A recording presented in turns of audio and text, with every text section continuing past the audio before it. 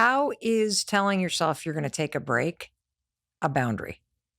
Do you see what I mean? Because I Yeah. think when you hear boundary, I think fence. Mm-hmm. And I got to keep like it's like I'm doing something in relation to other people. Yeah. And I would love to hear you unpack how drinking more water, or the one that popped in my mind is it a boundary to say to myself, on weeknights, I need to be in bed by 9 o'clock? And what does that even mean in the context of how you think about boundaries as a psychiatrist and how we can learn this fundamental skill? Can I ask you some questions? Of course. Tell me more about how you made that limit for yourself. What limit? I need to be in bed by 9 o'clock. Oh, Like, what led to that? What did you notice that led to you saying that to yourself? it's a great question, and I'm going to answer it. And I want to invite you, as you're listening, to the questions that Pooja is asking me, to think about the boundary that you need to set and how you would answer these same questions for yourself. And so, would you ask that question again? Yeah. So I want to understand a little bit better why you chose that limit. Why getting in bed at 9 o'clock was something that felt important for your well-being. What was the decision-making process, and what was going wrong that led to it? I know that when I get a great night's sleep, I feel better. I have a better day.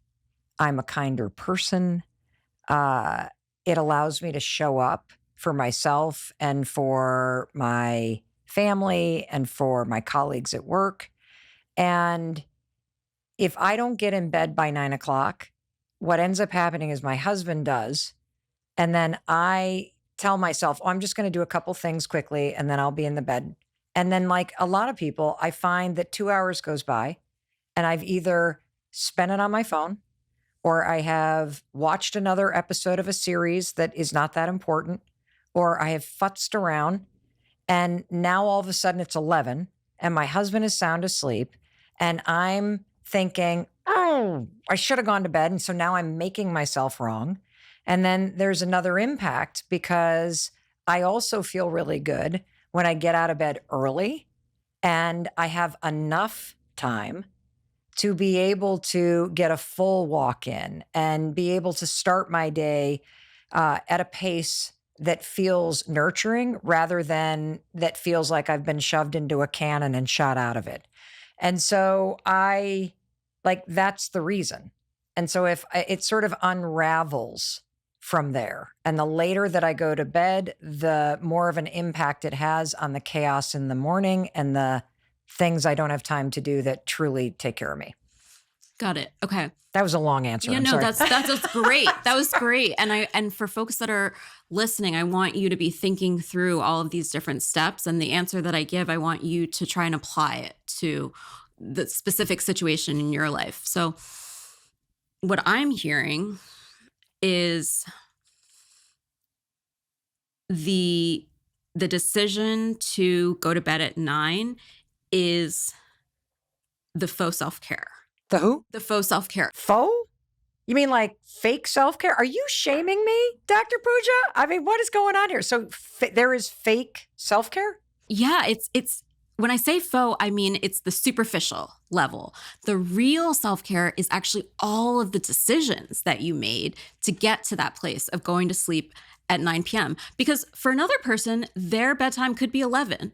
Somebody else, their bedtime could be 7. So the reason that we're putting that label on it is so that everybody knows that their real self-care is going to be different. Oh, so the bedtime is the thing. The bedtime is the thing. And I'm focused on the time I'm going to bed, just like we were talking earlier about focusing on going to the yoga class. And the class and the bedtime is the thing that's superficial, the thing that you have to do, the thing that turns into the shame when you don't do it. But the opportunity for power is to go deeper and to understand what exactly is underneath the thing and the way you're trying to care for yourself by going to yoga or getting in bed by a certain time. Correct.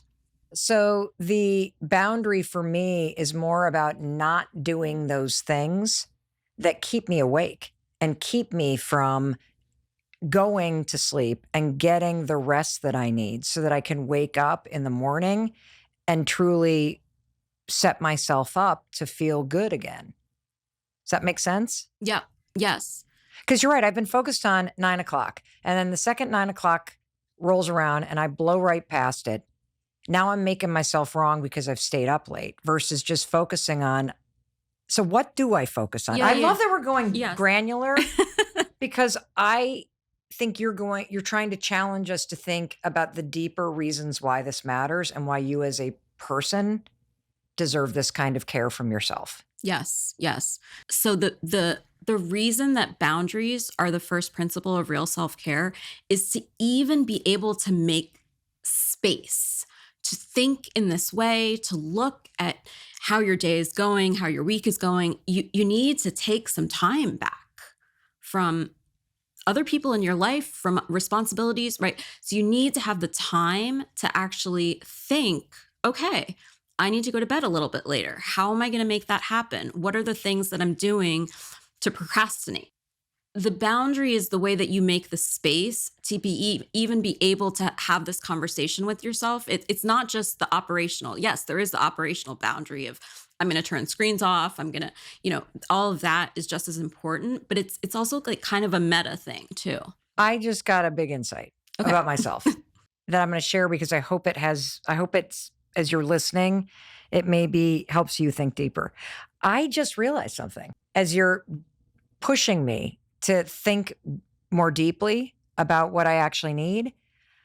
I have just come through a period where I have been working so much because of changes here at work and my book manuscript was due that by the time I rolled into the TV room where my husband had been watching TV for half an hour and he's ready to go to bed, I'm just finishing work. And I'm staying awake because I haven't relaxed at all until that moment. I'm not ready to go to bed. And so the boundary really isn't about going to bed at 9. It's really about taking back more of my time from work and from other demands. This kind of tension around getting to bed at the right time has way more to do with how I've overextended myself everywhere. And that means it's more than a bedtime. It's taking a deeper look at where am I working on things that don't matter to me? Where have I said yes, where I need to actually say no? What do I want my evenings to look like so that I feel like I get a little bit of time and enjoyment and rest and entertainment back? Wow. Oh, my work here is done. Well, can we unpack one more? Because I think it would be really helpful. Let's go to the example that you said of somebody that's got a super busy day and you're starting to realize that, holy cow, at the end of the day, I feel like a raisin and my urine is bright orange because I have not had a droplet of water and I need to set a boundary of taking a break every hour and making sure I drink something or I eat something. Can we unpack what that's actually about or how you draw that boundary or what that means? Yeah, it's going to be really painful. To pee or no, to no? Okay, no, it's going to be really painful to draw the boundary, and I think so. There's no like shorthand. It's just kind of like you just have to do it. But the reason it's hard is because you're going to feel guilty. You're going to feel selfish. For most people, especially at work or parenting, the reason that you're constantly going is because you're taking care of everybody else. You have all these demands coming at you and, you want to be a good professional. You want to be a good mom. You want to be a good dad. So the hard part isn't in like knowing that you should do it and deciding to do it. The hard part is actually in you're going to feel guilty. And what do you do with that? Tell us. Which I do have a tool for. Yes. How do we do? Why do we feel guilty? That is a great question. So my theory is that the guilt actually is not ours.